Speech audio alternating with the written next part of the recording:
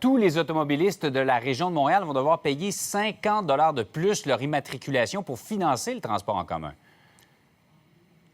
Oui, je vous le rappelle, on est toujours à la CMM, la communauté métropolitaine de Montréal. Ça représente la moitié de la population du Québec autour de Montréal, 82 villes. Donc, tous ces gens qui ont une voiture vont devoir maintenant payer 50 quand ils renouvellent leur immatriculation, comme c'est le cas présentement à Montréal. On prévoit donc récolter comme ça 100 millions de dollars. Il y en avait déjà 45 qui venaient de Montréal. Le reste viendra maintenant des banlieues. Ça risque de maugréer un peu dans les banlieues. Oh oui. Merci, ça va bien Richard. sûr servir à la gestion du transport en commun. Absolument. Merci, Richard.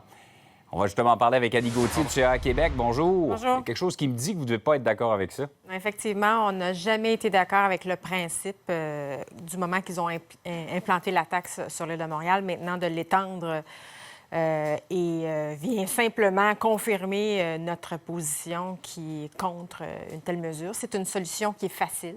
Alors, on se tourne encore une fois vers les automobilistes qui paient déjà leur part et qui en font beaucoup par des taxes et des frais de toutes sortes, notamment sur l'essence pour le transport en commun. Donc, on aurait souhaité que les maires de la CMM soient plus créatifs.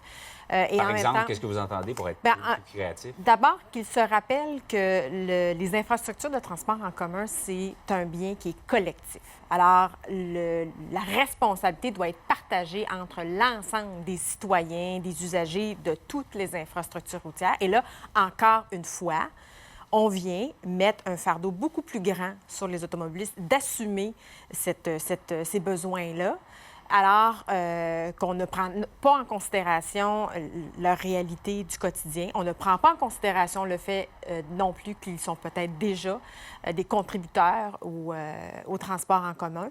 Donc, on vient les stigmatiser.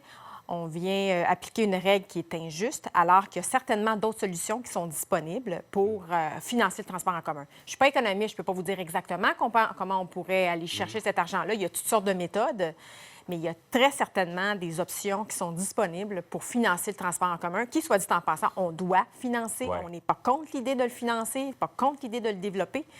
Mais est-ce qu'on peut, une fois pour toutes, arrêter de tout de suite se diriger vers les automobilistes quand il est temps d'aller chercher des revenus supplémentaires? Et je pense que c'est ce que les automobilistes déclarent, et ça a ressorti dans les reportages des dernières heures, c'est que à quoi ça sert cet argent-là exactement? Où ça va précisément? Exactement. On paie déjà beaucoup depuis plusieurs années, mais là, on est devant le fait où le transport en commun ne répond pas aux besoins, aux attentes. Donc, c'est évident que pour un automobiliste, de payer encore plus et de ne pas avoir ou de ne pas voir le fruit de son investissement, c'est fâchant, c'est frustrant et c'est certainement pas une avenue que CA Québec va appuyer. Annie Gauthier, merci d'avoir été avec nous. C'est un plaisir. Au revoir.